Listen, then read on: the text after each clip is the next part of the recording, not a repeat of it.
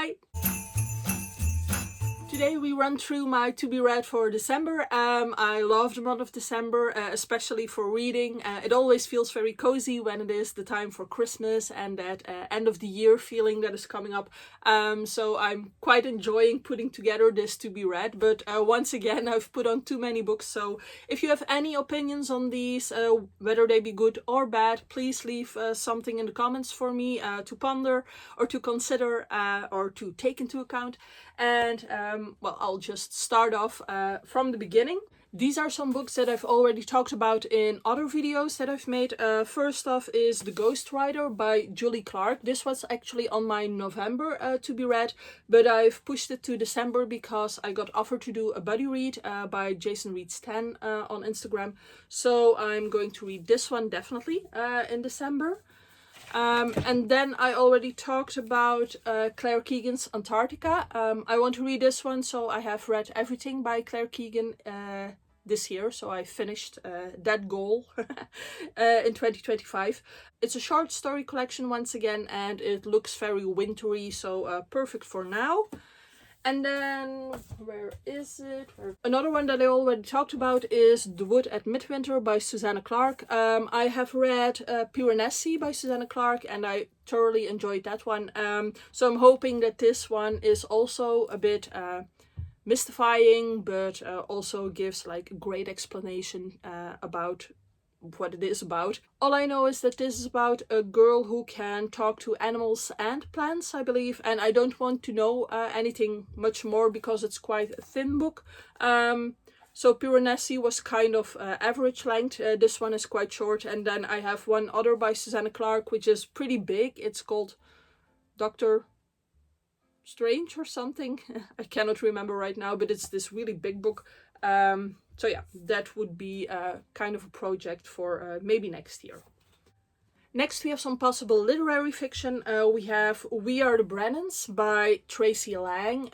This one is about a young woman who is in a car accident, but I believe that she was driving, that she is the culprit. And then she goes home to think about this, and then stuff about her past comes up.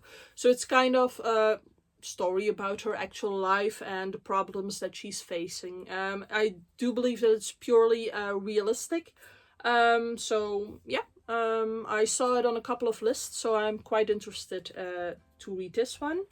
Then there is The Chaos of Standing Still by Jessica Brody. This one is about a girl, I believe, who has this message on her phone from someone who died almost a year ago. And she hasn't listened to the message. She hasn't been able to deal with that, to listen to the last words that this person spoke. But now she gets trapped or stuck in an airport, and I think she is finally going to face that message and everything that comes with it. And then I have Life After Life by Kate Atkinson. This was actually recommended on the channel of Dr. Cranky Pants Reads, so that's why I got it. This is more of a magic realism situation. It's about someone who is born and then dies quite soon and then gets born again. And it's this situation in which they get reborn each time and get to live their life again up till the point where they died, and they can improve and live longer. Something like that. Of course, I want some murder around Christmas because nothing screams cozy like murder, right? We have Murder by Candlelight. This is a short story collection, and they are supposedly all about murder. I have The Turn of the Key by Ruth Ware. This would be like a second chance thing to me because I've only ever read one Ruth Ware, which was The Woman in Cabin 10. And I didn't particularly like that one, but I've heard that this one should be pretty good, so I'm giving her that chance. And then there is The Killer Question by Janice Hallett. I was going to read all the books by Janice Hallett this year, but I haven't managed to do that. But maybe I'll get to this one.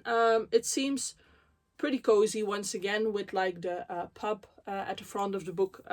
So yeah, the thing about these books by Janice Hallett is always that they are sort of mixed media. So you have mails and telephone conversations and text conversations and everything like that. And based on that, you try to figure out what actually happened. And I usually quite enjoy that method of having to gather this information for yourself. Still trying to reread all of Shakespeare's plays. I will either be reading All's Well That Ends Well because it's the end of the year, or The Winter's Tale because it would be a winter's tale. If you have any opinions on these, please let me know.